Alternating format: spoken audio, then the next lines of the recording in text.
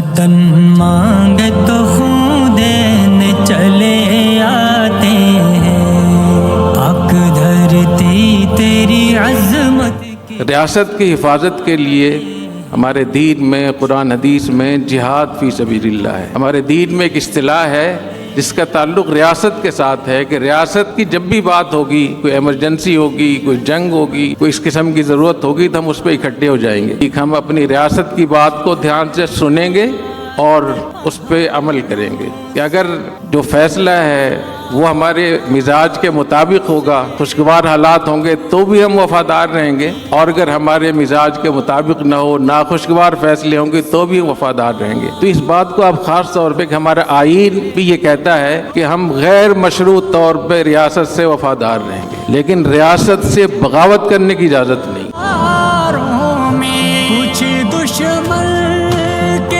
میری گفتگو بہت سارے طلبہ طالبات بھی سن رہے ہیں جن کا تعلق بلوچستان سے ہوگا، آزاد کشمیر سے ہوگا، خیبر پختونخوا سے ہوگا۔ تو اسلام آپ کے ہاتھ نہیں باندھتا، آپ کو اجازت دیتا ہے کہ آپ عدالت میں چلے جائیں، لیکن بغاوت کرنے کی، ریاست کو توڑنے کی، علیحدہ ہونے کی اور مسلح تحریک چلانے کی قطعاً اجازت نہیں۔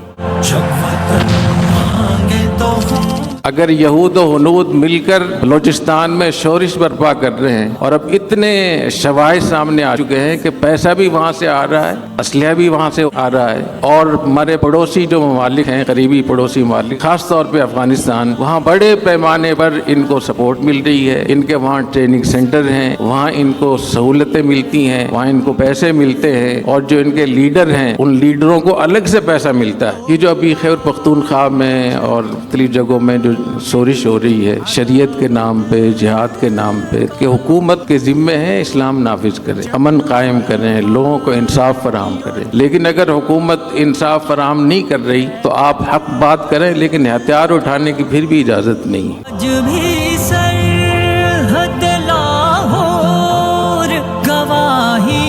اللہ نے جو ہمیں فوج عطا فرمائی ہے وہ کس قدر پروفیشنل فوج ہے، جو ایٹمی قوت سے ہمیں نوازا ہے، تو اس لیے ہمیں اپنی اس ریاست کی قدر کرنی چاہیے۔ ریاست کے بعد اس ریاست کی حفاظت کے لیے سب سے بڑی چیز جہاد ہے، اور جہاد کا جو مصداق ہے کس کو کہیں گے، مجاہد کس کو کہیں گے، وہ افواج کو کہیں گے۔ ہماری افواج یہ مجاہد ہیں، اور جہاد کا، افواج کا جو کام ہے یہ جہاد فی سبیل اللہ ہے۔ یہی وجہ ہے کہ ہماری فوج کا جو ماٹو ہے وہ ایمان، تقوی، جہاد فی سبیل اللہ ہے۔ اس لیے آپ نے دیکھا کہ پوری دنیا کی جتنے بھی پاکستان اسلام کے دشمن ہیں وہ سب سے زیادہ فوج کو نشانہ بناتے ہیں۔ یہ فوجی ہمارے بیٹے ہیں، یہ ہمارے بھائی ہیں، یہ کوئی کہیں اور سے لوگ نہیں آئے ہیں۔ تو اس وقت میں ہمارے ملک کی جو سلامتی ہے وہ آپ کے اوپر انحصار کرتی ہے۔ خدا کے لیے ہماری نوجوان طبقہ اپنے آپ کو پہچانے، اور جو کچھ اللہ نے آپ کو اتنی سمجھ دی ہے، عقل دی ہے، اس کو صحیح استعمال کریں۔